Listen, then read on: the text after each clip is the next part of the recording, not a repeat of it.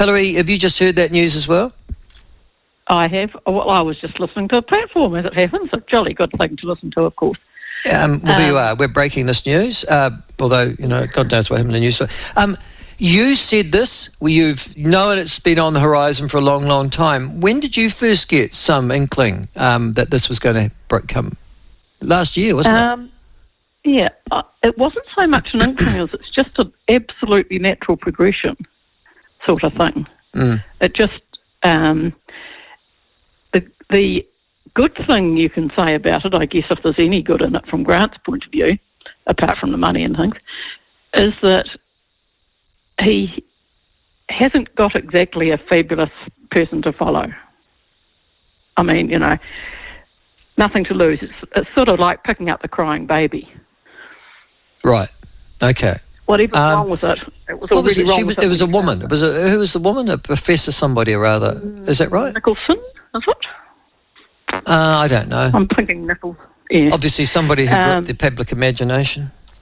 But somebody who I gather, and somebody will correct me, I'm sure if I'm wrong, had been up for it the last two times they've appointed one. And quite clearly the second of those times she was acting Vice-Chancellor. So if the council thought she was so fabulous, you'd have thought they'd have chosen her. She had several opportunities to be chosen, is what I guess I'm saying, and she wasn't as Vice-Chancellor. And once she got to be acting Vice-Chancellor, it started to become apparent that the council wasn't altogether stupid and not immediately jumping at the opportunity to appoint her as Vice-Chancellor. Right. Professor Helen Nicholson was the lady that we might be talking about.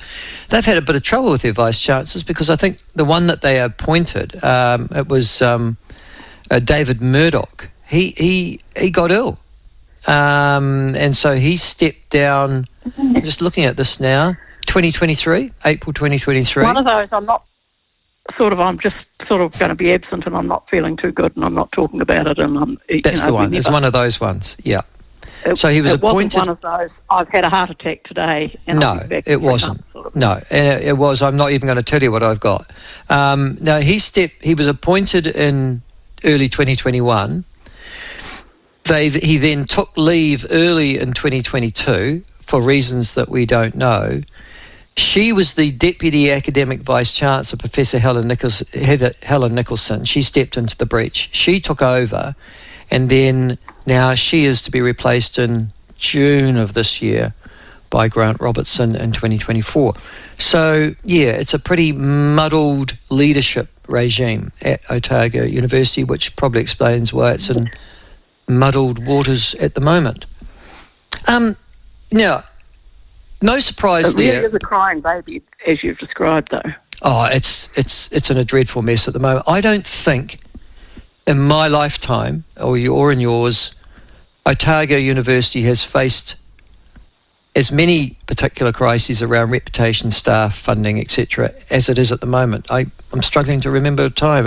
It was always one of this country's leading academic institutions. It was always seen internationally as one of New Zealand's, Australasia's leading lights. No more. And like some other institutions, lost its way. Yes. Like Waka Kotahi stopped being a roading sort of place that we expected and started being all sorts of other strange things. And guess what? And this will just go woke, go broke. Being both academic and free, as in academic freedom. It stopped being a place where you might go. You might have sent your daughter, or hoped she would choose to go there, and her mind would have been expanded. You might hope. Hilary, you don't have that expectation now. No, I don't think Hilary can hear me. Which is what we used to expect from the Otago University, that all sorts of nutty ideas came out of it. Okay, I don't think Hilary can hear me. The Otago University is a classic go woke, go broke type of... they've just appointed Jacinta Ruru. Yeah, that's right. Somebody else just pointed out to me. As the Otago Maori Vice-Chancellor. That happened 7 days ago, that appointment. Today they're just announcing this. God, I'm glad I didn't send my children to Otago. Yeah. God, I'm glad I didn't see. I was just saying, Jacinta Ruru was appointed as the Otago Maori Vice-Chancellor last week. So go woke, go broke, boy oh boy, has never been a truer story said. They've still got 200, and I noticed Professor Helen Nicholson said, can you hear me, Hilary? Yes, I can. I noticed that she said last week, or it was corrected in the Otago Daily Times, that they're still laying off those 200 staff. There was no moves to stop the redundancies. Yes, and that's not. They come and go. Like when I say they come and go, every once in a while they have a general clean out, and every once in a while they say we've got 25 Russian staff and only 3 students who are taking Russian. I think we should readjust that sort of thing. And you expect a bit of that, and people leave up and down and say, but we might need Russian again next week and whatever. But this feels different, this lot, because it doesn't have any principled sort of idea. Sort of a sinking lid policy is particularly stupid with a university, because it might turn out to be the people who offer themselves for redundancy are all the people who are taking science and maths for the students and none of the Russian department or whatever. Now, but the other thing is too, if I don't know if they're offering redundancy across the academic spectrum there, but if I had another job to go to, I'd take the redundancy and go and be a double benefit. This is a massive loss for the Labour Party. Robertson was one of their key leading front benchers. They've lost Little as well. Hipkins is probably the only one left, you'd have to say. There's nothing coming through. They really are going to spend 6 years in opposition, aren't they? Yeah, are we going to guess where Chris Hipkins is going? Because presumably what's between him and him leaving too is that partly it's not his turn, because it was obviously, this has been in the pipeline for Grant for a while, so it was Grant's turn.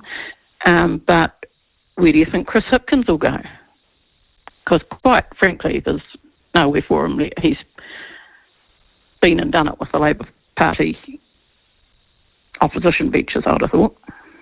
Well, all oppositions go through some disarray after an election, but this one's going through it now. So, I mean, in that respect, I suppose it's sort of standard de rigueur for the main party when it goes into opposition. But he won't come out of it as leader, is what I'm saying. He will not. No, I don't. So you're saying he won't lead the Labour Party into the next election? Or to be, yes, both that and into the being a Prime Minister. The next Labour Party Prime Minister will not be Chris Hipkins. Oh, no, that's right. I can also tell you now it's been confirmed that Barbara Edmonds will take over the finance role. Good luck. So she's going to struggle, because she was sort of promoted as a minister because everybody else resigned last time, remember? This time last year, in actual fact. She's a personable woman, the MP for Mana. I'm not sure she has any financial background at all. She's 43 years of age. That wouldn't get in the way. Well, that's true. It didn't stop Michael Cullen, to be fair. She's 43 years of age. She's actually a school teacher, I think. She's Samoan. And she came up, my understanding is she's a specialist tax lawyer. That's what her job was. So at least she's got some sort of... know something about well, at least she's got some sort of financial background, I guess you could say. I'll have to correct myself on that. Actually, Member of Parliament for Mana. When she says tax lawyer, you mean has she got a accounting degree with tax and a legal degree, do you think? I don't know. She went to educated at University of Auckland, just says that she's a tax lawyer, worked in both the public and private sectors. Started in Parliament as a political advisor to Labour's Stuart Nash in 2017. That's a very quick rise up the ranks, isn't it? 6 years ago, you get elected. No, you don't even get elected. 6 years ago. And she got elected only in 2020. So, bang, she's on the front bench. It's very standard going through the advisor to, particularly in the Labour Party, MPs and turning into an MP is sort of a wee bit like working for Crown Law and ending up as a judge. Yeah. Just a sort of career path thing, isn't it? Not a very helpful one, really, to my way of thinking, but... No, when did she became a It wasn't. It was this time last year that she was in cabinet. So that on 31st of January, just after Ardern resigned, Hipkins announced his first cabinet. He appoints her he brings her into cabinet as the Minister of Internal Affairs and Minister of Pacific Peoples. And now you might well argue she's the second most important person in the Labour opposition as of a year later. So that's a zenith rise, it has to be said. Yeah. Got 8 kids. Well, you could argue that the second most important person in the Labour Party is somebody we don't know, because it's a policy advisor in the opposition that we don't even know the name of. Yeah, who might be the next Prime Minister. Oh, well, it might be the following... yeah. Or who might be the person who's influential in what they're doing. Mm. Well, anyhow, that's big news, massive news. It's been a big week in that respect.